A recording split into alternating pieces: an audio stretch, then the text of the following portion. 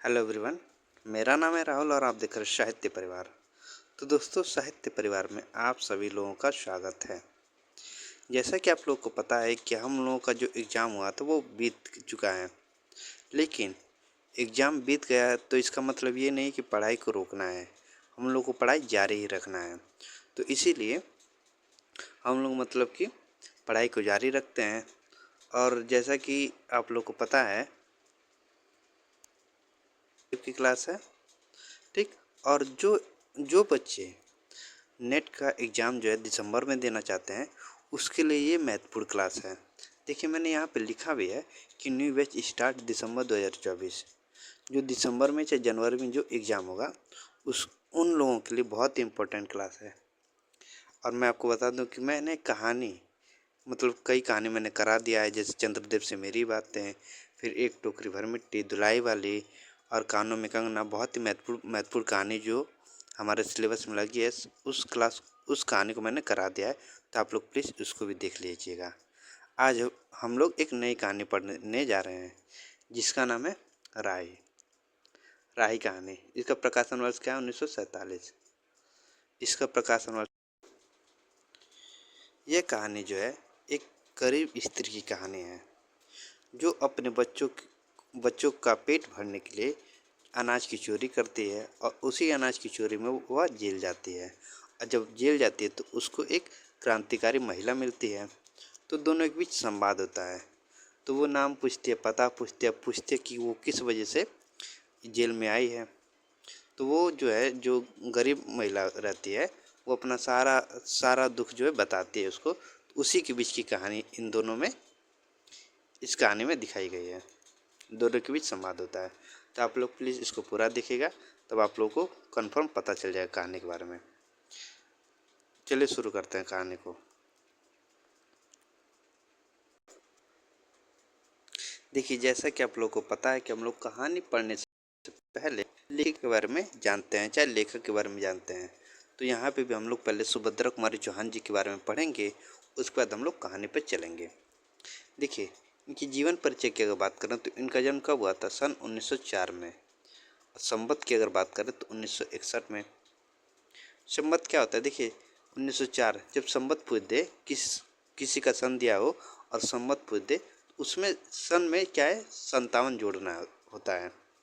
जैसे 1904 में अगर 57 जोड़ेंगे तो 1961 आएगा। अगर संवत जोड़ने की अगर बात करें तो आप हमेशा ध्यान रखिएगा कि इसमें 57 जोड़ना है, ठीक ना। सन दिया रहेगा, संवत पूछ देगा तो सन में क्या करना है, 57 जोड़ना है, तो आपको संवत पता चल जाएगा। जन्म स्थान की अगर बात करें तो शिक्षा प्रयागराज के निहारपुर मोहल्ले में। यहाँ पे मतलब शिक्षा नहीं, यहाँ पे कल प्रयागराज के निहालपुर मोहल्ले में हुआ था इनका जन्म। अगर शिक्षा की बात करें तो क्रॉसवेट गर्ल्स कॉलेज प्रयागराज। क्या है इनकी शिक्षा? शिक्षा कहाँ पे होती है? Crosthwaite girls college Prayagraj. देखिए, ध्यान देने वाली बात यह है कि जिस कॉलेज में सुभद्रा कुमारी चौहान पढ़ती थी, उसी कॉलेज में महादेवी वर्मा भी पढ़ी थी। और संयोग की बात यह है कि दोनों, सुभद्रा कुमारी चौहान और महादेवी वर्मा जी, दोनों एक ही रूम में रहते भी थे। इसी कॉलेज में दोनों साथ में ही पढ़ते थे, एक ही रूम में ये दोनों लोग रूममेट थे, ठीक। अगर इनके पति की बात करें तो इनके पति का नाम था वकील ठाकुर लक्ष्मण सिंह। इनके पति कौन थे? सुभद्रा कुमारी चौहान के वकील ठाकुर लक्ष्मण सिंह। और निधन कब हुआ था? 1948 ईस्वी में। मतलब कि इनका जीवन का ज़्यादा नहीं था। 1904 में इनका जन्म हुआ था, 1948 में इनका निधन हो गया था। देखिए, स्मरणीय बिंदु की अगर बात करें तो लिखा है कि 15 वर्ष की आयु में सुभद्रा कुमारी चौहान ने प्रथम काव्य कृति लिखी। जब ये 15 वर्ष की थी तभी उन्होंने एक प्रथम काव्य कृति लिखी थी। राष्ट्रीय आंदोलन में बराबर सक्रिय, कई बार जेल गई। देखिए, ये क्या, उस समय राष्ट्रीय आंदोलन चल रहा था। देश जो है अंग्रेजों के अंग्रेजों की रासत में था उस समय देश। तो मतलब कि आंदोलन चल रहा था, तो ये क्या करते थे, ये आंदोलन में भाग लेती थी और कई बार ये जेल भी गई थी। तो जब जेल गई थी तो एक बार जो महिला मिली थी उनको, तो उसी जेल की कहानी इन्होंने लिखी थी, राही कहानी। मध्य प्रांत असेंबली की कांग्रेस सदस्य भी रहे। 1921 में असहयोग आंदोलन के प्रभाव से शिक्षा अधूरी छोड़ी। मतलब 1921 में क्या किया इन्होंने कि असहयोग आंदोलन में भाग लिया और उसी के प्रभाव से ये शिक्षा इनकी अधूरी रह गई।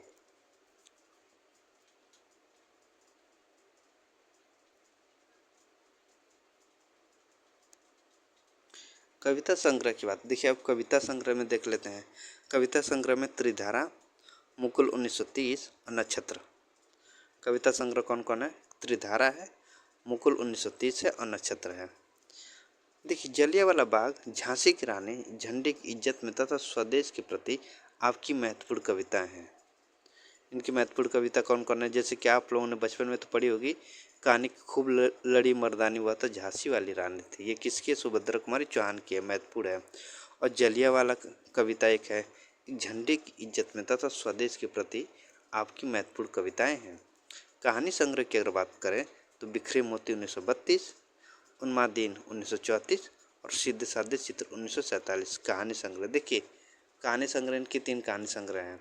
और आगे चल के हम कहानी संग्रह में मतलब कि हर एक कहानी संग्रह में कौन कौन सी कहानियाँ उसके बारे में जिक्र भी करेंगे, बताएंगे भी आपको।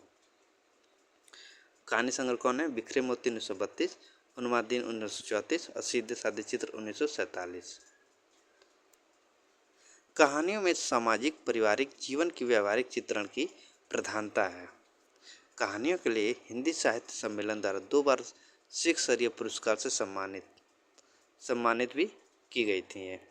और कहानियों के लिए ही ये हिंदी साहित्य सम्मेलन के द्वारा जो शिख स्तरीय पुरस्कार है उनको दिया गया था। बाल साहित्य की अगर बात करें तो बाल साहित्य में झांसी की रानी, कदम का पेड़ और सभा का खेल, इनकी ये बाल साहित्य है। पुत्री सुधा चौहान ने मिला तेज से तेज नामक पुस्तक में माता सुभद्रा जी एवं पिता लक्ष्मण सिंह जी के जीवनी लिखी है। देखिए, पूछ देगा कि मिला तेज से तेज नामक पुस्तक किसकी है, तो वो सुभद्रा जी की जो पुत्री थी सुधा चौहान उनकी है। और इसमें इस पुस्तक में किसका जिक्र है, चाहे किसके बारे में ये लिखा गया है, तो सुभद्रा जी एवं उनके जो पति थे लक्ष्मण सिंह, उनके बारे में, दोनों लोग के बारे में जीवनी लिखी है। और यह जो है हंस प्रकाशन में प्रकाशित हुए थे प्रयागराज में। ठीक, देखो अब बिखरे मोती कौन कौन सी कहानी संग्रह? बिखरे मोती 1932, उन्माद दिन 1934 और कौन सा था? सीधे साधे चित्र जो 1947 थे, 1947। ठीक, बिखरे मोती उनका पहला कहानी संग्रह है। बिखरे मोती उनका कौन सा मतलब कि पहला कहानी संग्रह। इसमें कुल कितनी कहानियाँ हैं? 15 कहानियाँ हैं। भग्नावेश, होली, पापी पेट, मछली रानी, परिवर्तन, दृष्टिकोण, कदम का फूल, किस्मत, मछुए की बेटी, एकादशी, आहुति, धाती, अमराई, अनुरोध व ग्रामीण, कुल 15 कहानियाँ हैं। देखिए, कहानियाँ में मतलब कि बिखरे मोती जो कहानी संग्रह में है, ये जो 15 कहानियाँ, मैं 15 कहानी को इसलिए बता रहा हूँ क्योंकि पूछ देगा कि बिखरे मोती में कौन कौन सी कहानियाँ हैं। आप मतलब कि पीएचडी करने के लिए यूजीसी नेट की तैयारी कर रहे हैं तो आप लोग की तरह जानकारी रहना चाहिए। जब मतलब डीप में पढ़ना आप लोग बहुत ही ज़्यादा ज़रूरी है। अगर नहीं पढ़ेंगे तो कहीं से भी क्वेश्चन आ जाएगा तो नहीं कर पाएंगे। अब आगे चल के जब पीएचडी करेंगे तो आपको तो इतनी जानकारी रखनी होगी, ठीक ना। तो इसीलिए इसमें कुल कितनी कहानियाँ? 15 कहानियाँ। इन कहानियों की भाषा सरल बोलचाल की भाषा है। यहाँ पे जो 15 कहानियाँ लिखी हैं वो उस कहानियों की जो भाषा है वो बहुत ही सरल है और बोलचाल की भाषा है। अधिकांश कहानियाँ नारी विमर्श पर केंद्रित हैं और इन्होंने जितनी भी कहानियाँ लिखी हैं अधिकांश कहानियाँ उसमें से नारी विमर्श पर ही केंद्रित हैं। उन्मादी की अगर बात करें तो उन्मादी शीर्षक से उनका दूसरा कथा संग्रह 1934 में छपा। उन्मादिनी की अगर बात करें तो इनका दूसरा कहानी संग्रह है जो 1934 में छपा। उसमें कुल कितनी कहानी? 9 कहानियाँ हैं। उन्मादिनी में कुल 9 कहानियाँ हैं। एक उन्मादिनी खुद है, असमंजस, उन्मादिनी है, असमंजस है, अभियुक्त है, सोने की कंठी, नारी हृदय, पवित्र ईर्ष्या, अंगूठी की खोज, चढ़ा दिमाग व वेश्या की लड़की। ये उन्मादिनी कहानी संग्रह में संकलित 9 कहानियाँ हैं। इन सब कहानियों का मुख्य स्वर पारिवारिक सामाजिक परिदृश्य ही है। इन सब कहानियों का जो मुख्य स्वर है वो है पारिवारिक सामाजिक परिदृश्य ही है। अब आते हैं अंतिम कहानी सीधे साधे चित्र। अंतिम कहानी संग्रह की है, तीसरी कहानी संग्रह सीधे साधे चित्र। यह तीसरा व अंतिम कथा संग्रह है या अंतिम कथा संग्रह है। इसमें कुल 14 कहानियाँ हैं। इसमें कुल कितनी कहानी? 14 कहानियाँ हैं। कौन कौन सी है? रूपा, कैलाशी, नानी, विश अल्लाह, कल्याणी, 2 साथी, प्रोफेसर मित्रा, दुराचारी व मंगला। यह 8 कहानी की कथा वस्तु नारी प्रधान पारिवारिक सामाजिक समस्याएं हैं। ये 8 कहानियाँ हैं। हींग वाला राही, देखिए राही इम्पोर्टेंट, इसी कहानी संग्रह में राही कहानी है। पूछ देगा कि राही कहानी किस कहानी संग्रह में है? उन्मादिनी है, सीधे साधे चित्र है, मतलब कि पूछ देगा। तो अगर आप लोग को नहीं पता रहेगा तो नहीं बता पाएंगे। तो सीधे साधे चित्र में राही कहानी संकलित है। तांगे वाला एवं गुलाब सिंह, ये कहानियाँ राष्ट्रीय विषयों पर आधारित हैं। हींग वाला, राही, तांगे वाला एवं गुलाब सिंह, ये कहानियाँ राष्ट्रीय विषयों पर आधारित है। सुभद्रा कुमारी चौहान ने कुल 46 कहानियाँ लिखी। कुल कितनी कहानियाँ लिखी हैं? 46 कहानियाँ। और अपनी व्यापक कथा दृष्टि से वे एक अति लोकप्रिय कथाकार के रूप में हिंदी साहित्य जगत में सुप्रतिष्ठित हैं। वातावरण चित्र प्रधान शैली की भाषा सरल तथा काव्यात्मक है। इस कारण इनकी रचना की सादगी हृदयग्राही है। तो ये तो हो गया सुभद्रा कुमारी चौहान जी के बारे में हम लोगों ने पढ़ा। उनकी कौन कौन सी कविता संग्रह है, कौन सी कहानी संग्रह है, कहानी संग्रह में कौन कौन सी कहानियाँ लगी हैं, ये सब तो हमने पढ़ लिया। अब हम लोग चलते हैं राही कहानी के कुछ मुख्य तथ्य पर, उसको देख लेते हैं। देखो पहले विद्वानों के बारे में देख लेते हैं। विद्वानों ने क्या कहा था राही कहानी के विषय में। लिखा है कि गोपाल राय लिखते हैं कि राही स्वाधीनता आंदोलन पर आधारित एक विचार प्रधान कहानी है। इसमें उन देशभक्तों का पर्दाफाश किया गया है जो वस्तुतः सत्ता भक्त हैं और उसी के लिए राष्ट्रीय आंदोलन में भाग लेते और जेलों में आकर ऊंचे क्लासों के लिए झगड़ते हैं। संवेदना का कोई क्षण इसमें नहीं है, पर आंदोलन का एक अवांछित यथार्थ जरूर सामने आता है। देखिए, अगर कोई भी उस समय मतलब कोई भी नारी चाहे पुरुष उस समय अगर आंदोलन करते हुए जेल जाते थे तो उन्हें बहुत ही गर्व होता था कि नहीं, मैं आंदोलन करके आई हूँ, तो इसीलिए मैं 3 बार जेल जा चुकी हूँ, चाहे तीसरी बार मैं जेल आई हूँ, तो उन लोगों को बहुत ही ये गर्व होता था कि नहीं, मैं इतनी बार जेल आई हूँ।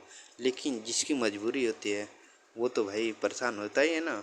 इसी में राही की वही स्थिति है। राही तो अपने बच्चों के लिए अनाज चुराती है और अनाज की चोरी में वह जेल जाती है, लेकिन उसको कष्ट होता है। उसको तो कष्ट होगा ना कि उसके बच्चे बाहर हैं, वो कैसे जिंदा हैं, क्या कर रहे हैं, उसको ये चिंता थी। और उसका जो राही का जो पति है उसको भी पुलिस वाले ने मार मार के मृत्यु के घाट उतार दिया है। ठीक ना। तो कहानी बहुत ही अच्छी है, आप लोग प्लीज़ इसको पूरा देखिए। देखो मूल्य कथ्य की अगर बात करें, इस कहानी के मूल्य कथ्य की, तो निर्धन वर्ग का अभावग्रस्तता के कारण अपराधी मनोवृत्ति की ओर बढ़ना।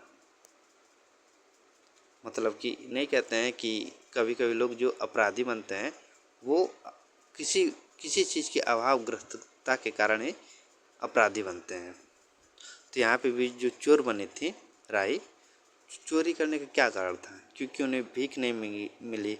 वो मंगरौरी जाति के थे, उनका जो पेशा था वो सिर्फ भीख मांगना था, उनको कोई काम धंधा नहीं देता था। तो जब मतलब भीख से भी कुछ नहीं न हुआ तो उसने चोरी किया, मजबूरी में आके चोरी किया उसने। भूख से व्याकुल बच्चों की पीड़ा से विवश होकर एक माँ का चोरी करना। सत्याग्रहियों में शामिल सत्तालोलुप व्यक्ति पर व्यंग है। लेखिका की दृष्टि में गरीबों का कष्ट निवारण ही सच्ची देशभक्ति एवं मानवता ही सबसे बड़ा धर्म है। संपूर्ण कहानी अनीता एवं राही की पारस्परिक संवादों के मध्य से आगे बढ़ता है। ये अनीता और राही दो पात्र हैं। दोनों महिला कारावास में हैं, एक स्वतंत्रता आंदोलन के कारण और दूसरी चोरी के अपराध के कारण। देखो, एक जो है स्वतंत्रता आंदोलन कर रही थी तो उसमें वो जेल गई थी, और दूसरी जो वो चोरी के अपराध के कारण जेल में है। वार्तालाप के दौरान स्पष्ट होता है कि राही को निम्न मांगरोरी जाति की होने के कारण मजदूरी नहीं मिली। पूछ देगा कि राही जो थी वो किस जाति की थी, वो किस जाति की थी, दलित थी, या मतलब कि ये कोई भी पूछ देगा, मंगरोरी जाति थी चाहे आदिवासी थी, तो वो जो राही जो है वो मंगरोरी जाति की थी। इम्पोर्टेंट है ये। अब मंगरोरी जाति के होने के कारण इनको कोई काम नहीं देता था, और इनका जो पेशा था वो भीख मांगना था। अगर भीख ना मिले तो क्या करेंगे भाई, बच्चों का पेट पालने के लिए कुछ तो कुछ करना ही पड़ेगा ना।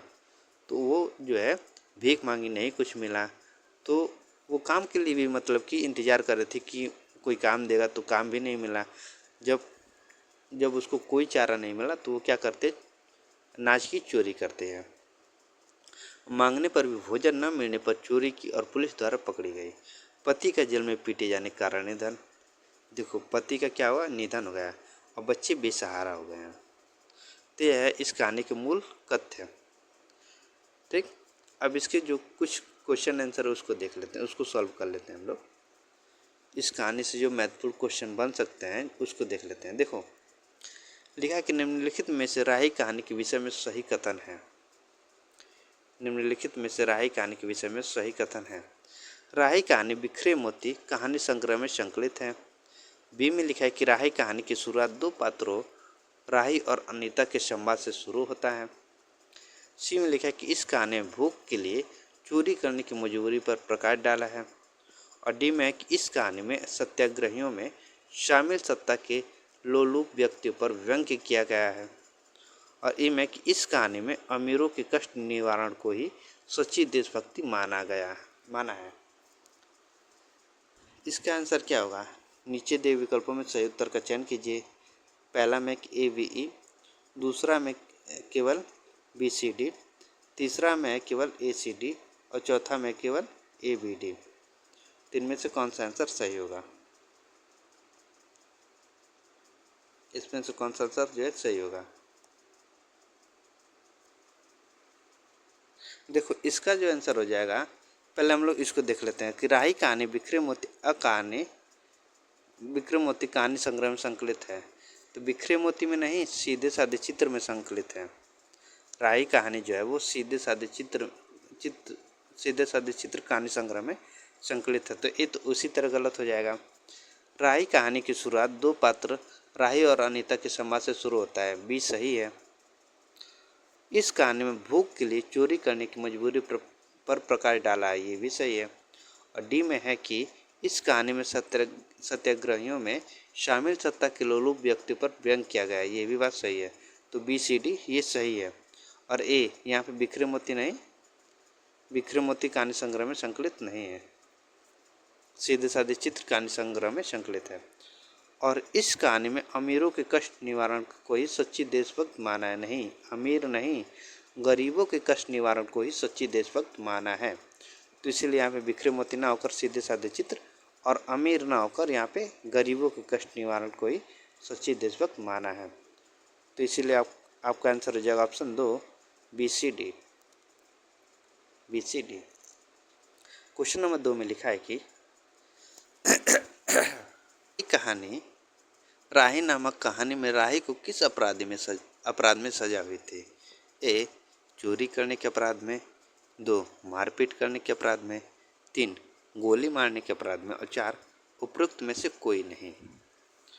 तो देखो, राही को किस अपराध में सजा हुई, तो वह चोरी करने के अपराध में। ऑप्शन 1 सही है 2 का। क्वेश्चन नंबर 3 में है कि राही नामक कहानी में राही ने क्या चोरी किया था। राही ने क्या चोरी किया था इस कहानी में, राही नामक कहानी में? पैसे, बिस्किट की चोरी, नाच की गठरी या सोने चांदी के गहने। तो क्वेश्चन नंबर 3 का आंसर क्या होगा?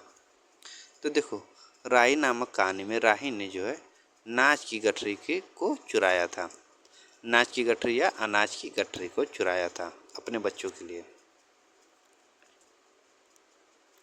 क्वेश्चन नंबर 4 में लिखा है कि सीधे साधे चित्र नामक कहानी संग्रह में कुल कितनी कहानियां संकलित हैं? 1 11 कहानियां, 2 12 कहानियां, 3 13 कहानियां, 4 14 कहानियां। सीधे साधे चित्र नामक कहानी संग्रह में कुल कितनी कहानी संकलित हैं? तो वो है 14 कहानियां। ऑप्शन 4 जो है सही है, 4 का। क्वेश्चन नंबर 5 में लिखा है कि निम्नलिखित में से कौन सी कहानी सीधे साधे चित्र कहानी संग्रह में संकलित है? निम्नलिखित में से कौन सी कहानी सीधे साधे चित्र कहानी संग्रह में संकलित है? ए बिखरे मोती, बी उन्मादिनी, सी राही, डी रूपा और ई 3 बच्चे। नीचे दिए गए विकल्पों में सही उत्तर का चयन कीजिए। पहला में कि ए बी ई, दूसरा में केवल ए सी डी, और तीसरा में केवल सी डी ई, और चौथा में केवल ए बी सी। तो 5 का आंसर क्या होगा? 5 का आंसर क्या होगा? तो देखो, जो सीधे साधे चित्र कहानी संग्रह में एक राही है, रूपा है और 3 बच्चे, ये तीनों कहानी जो है संकलित हैं। सी डी ई, तो ऑप्शन 3 सही है, सी डी ई। ठीक, तो ये थे महत्वपूर्ण 5 क्वेश्चन। अब हम लोग बिना देर किए हुए चले कहानी पर चलते हैं। उसके महत्वपूर्ण संवाद के बारे में पढ़ेंगे और कहानी को पूरा पढ़ेंगे, जिससे अगर कहीं से भी कहानी को कोई भी संवाद उठा के दे देगा तो आप लोगों को दिक्कत ना होगी ऐसे प्रश्न को करने में। ठीक ना, इसलिए हम कहानी को पूरा पढ़ेंगे। तो बिना देर करते हुए चलिए शुरू करते हैं। हम लोग राही पे आ गए और राही कहानी का जो शुरुआती पॉइंट है वो दो महिला के बीच के संवाद से होता है। तेरा नाम क्या है? राही। तुझे किस अपराध में सजा हुई? चोरी की थी सरकार। चोरी? क्या चुराया था? नाच की गठरी। कितना नाच था? होगा 5-6 शेर। और सजा कितने दिन की है? साल भर की। तो तूने चोरी क्यों की? मजदूरी करती तब भी तो दिन भर में 3-4 आने कमा पैसे मिल जाते। हमें मजदूरी नहीं मिलती सरकार, हमारी जाति मंगरोरी है, हम केवल मांगते खाते हैं। और भीख ना मिले तो फिर चोरी करते हैं। उस दिन घर में खाने को नहीं था, बच्चे भूख से तड़प रहे थे। बाजार में बहुत देर तक मांगा, बोझा ढोने के लिए टुकड़ा लेकर भी बैठी रही, पर कुछ ना मिला। सामने किसका बच्चा रो रहा था, उसे देखकर मुझे अपने भूखे बच्चों की याद आ गई। वहीं पर किसी की नाच की गठरी रखी हुई थी, उसे लेकर भागी थी कि पुलिस वाले ने पकड़ लिया। अनीता ने एक ठंडी सांस ली। क्या दो पात्र कौन है? एक अनीता है, एक राही है। जो पूछताछ करते वो अनीता है और जो अपने बारे में बता रहे वो राही है। अनीता ने एक ठंडी सांस ली, बोली, फिर तूने कहा नहीं कि बच्चे भूखे थे इसलिए चोरी की? संभव है इस बात से मजिस्ट्रेट कम सजा देते। फिर राही बोलते कि हम गरीब की कोई नहीं सुनता सरकार। बच्चे आए थे कचहरी में, मैंने सब कुछ कहा पर किसी ने नहीं सुना। राही ने कहा, अब तेरे बच्चे किसके पास हैं? अनीता पूछती कि अब तेरे बच्चे किसके पास हैं? उनका बाप है? अनीता ने पूछा। फिर राही बोलती है कि राही की आंखों में आंसू आ गए। वह बोली, उनका बाप मर गया सरकार। वो बताती है कि उनका बाप मर गया। राही बताती है कि जो बच्चे हैं उनका बाप मर गया है। फिर यहाँ पे अनीता पूछती है, नहीं, राही बताती है कि जेल में उसे मारा था और वहीं अस्पताल में वह मर गया। अब बच्चों का कोई नहीं है। तो तेरे बच्चों का बाप भी जेल में ही मरा? वह वह क्यों जेल आया था? अनीता ने प्रश्न किया। यहाँ राही बोलती है कि उसे तो बिना कसूर के ही पकड़ लिया था सरकार। राही ने कहा, ताड़ी पीने को गया था, 2-4 दोस्त भाई उसके साथ थे। मेरे घर वाले का एक वक्त पुलिस वाले से झगड़ा हो गया था, उसी का बदला उसने लिया। 109 में उसका चालान करके साल भर की सजा दिला दी, वही वह मर गया। अनीता ने एक दीर्घ निश्वास के साथ कहा, अच्छा जा अपना काम कर। राही चली गई।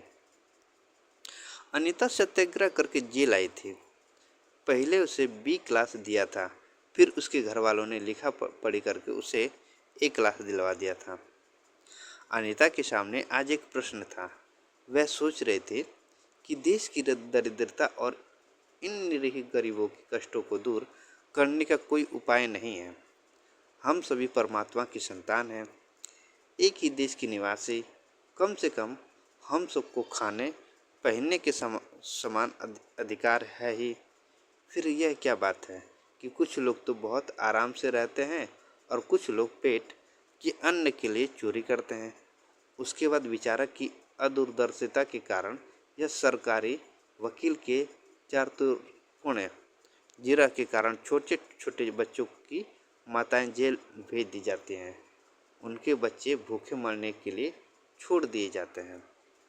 एक और तो यह कैदी है जो जेल आकर सच में जेल जीवन की कष्ट उठाती है, और दूसरी ओर हम लोग जो अपनी देशभक्ति और त्याग का ढिंढोरा पीटते हुए जेल आते हैं। हमें आमतौर से दूसरे कैदियों के मुकाबले में अच्छा बर्ताव मिलता है, फिर भी हमें संतोष नहीं होता। और सही बात है, मतलब जो गरीब रहता है उन लोगों के साथ सही व्यवहार नहीं होता है।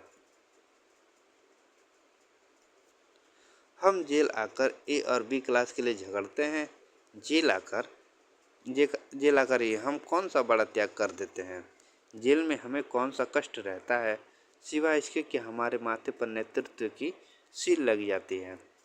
हम बड़े अभिमान से कहते हैं, यह हमारी चौथी जेल यात्रा है, यह हमारी 5वीं जेल यात्रा है, और अपनी जेल यात्रा के किस्से बार बार सुनाकर आत्मगौरव अनुभव करते हैं। तात्पर्य यह है कि हम जितने बार जेल जा चुके होते हैं उतनी ही सीढ़ी हम देशभक्ति और त्याग से दूसरे से ऊपर उठ जाते हैं, और इसके बल पर जेल से छूटने के बाद कांग्रेस की राज की सत्ता मिलते ही हम मिनिस्टर, स्थानीय संस्थाओं के मेंबर और क्या क्या हो जाते हैं।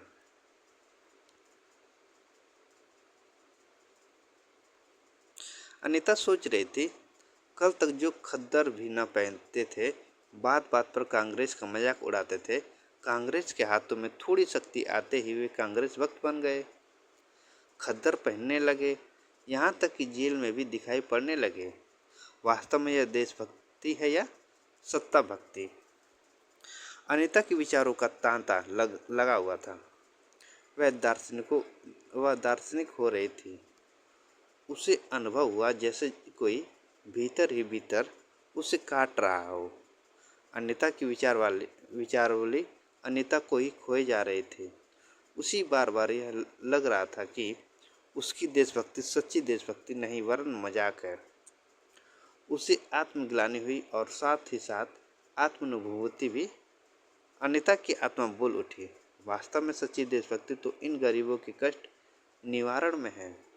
ये कोई दूसरे नहीं, हमारी भारत माता की संतानें हैं।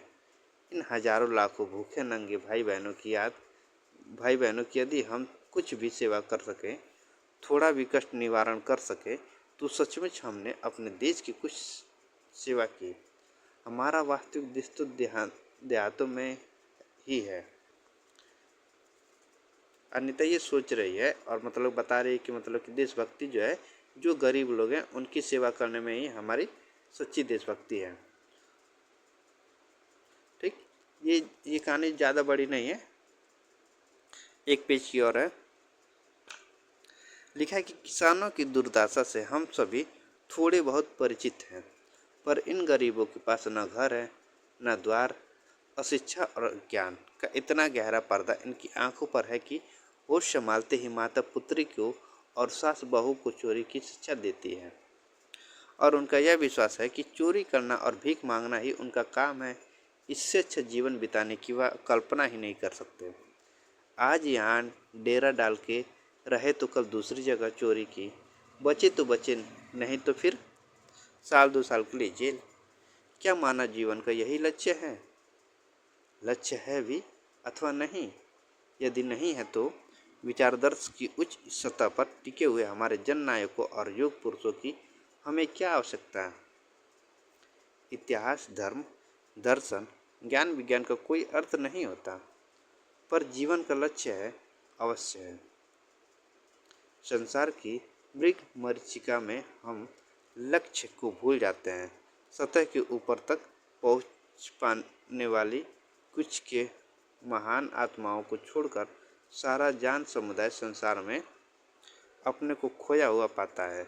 कर्तव्य का उसे ध्यान नहीं, सत्यासत्य का की समझ नहीं, अन्यथा मानवीयता से बढ़कर कौन सा मानव धर्म है? पतित मानवता को जीवन दान देने की अपेक्षा भी कोई महत्वपूर्ण है। राही जैसी भोली भाली किंतु गुमराह आत्माओं के कल्याण की साधना जीवन की साधना होनी चाहिए।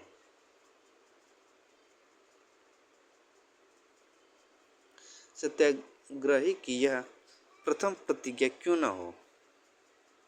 देशभक्ति का यह मापदंड क्यों न बने? अनीता दिन भर इन्हीं विचारों में डूबी रही। शाम को भी वह इस प्रकार कुछ सोचते सोचते सो गई। रात में उसने सपना देखा कि जेल से छूटकर वह इन्हीं मांगरोली लोगों की गांव में पहुंच गई। वहां उसने एक छोटा सा आश्रम खोल दिया। उसी आश्रम में एक तरफ छोटे छोटे बच्चे पढ़ते हैं और स्त्री सूत काटती हैं, दूसरी तरफ मर्द कपड़ा बुनते हैं और रुई धुनकते हैं।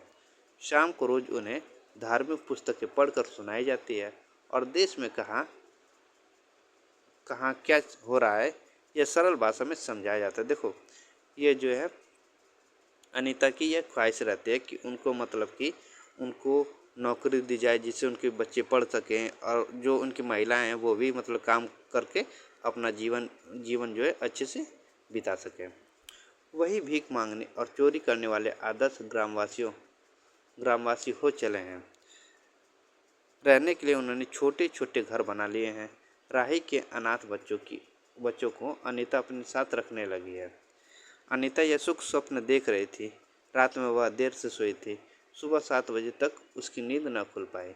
अचानक स्त्री जेलर ने आकर उसे जगा दिया और बोली, आप घर जाने के लिए तैयार हो जाइए, आपके पिता बीमार हैं, आप बिना शर्त छोड़ी जा रहे हैं। देखिए इनको जो है वेल मिल गए। अनीता अपने स्वप्न को सच्चाई में परिवर्तित करने के लिए एक मधुर कल्पना ले घर चली गई। ये थी कहानी, राही कहानी। देखिए छोटी कहानी तो इसीलिए लगभग में इसको आप 1-2 बार पढ़ लेंगे तो आप लोग भूलेंगे नहीं। हमको लगता है कि जो कि इसके जो है संवाद बहुत ही अच्छे हैं, तो प्लीज़ आप लोग इसको अच्छे से एक बार अपने से मतलब कहानी को पढ़ लीजिएगा और नहीं समझ में आए तो एक बार फिर से इस क्लास को देख लीजिएगा। अगर यह क्लास अच्छी लगी हो तो प्लीज़ आप लोग लाइक करिएगा, सब्सक्राइब करिएगा। मैं आप लोगों के सामने और ऐसे कहानी लेकर आता रहूँगा और जो आपके लिए एग्ज़ाम के लिए बहुत ही ज़्यादा महत्वपूर्ण रहेगा। तो अभी के लिए इतना ही, धन्यवाद।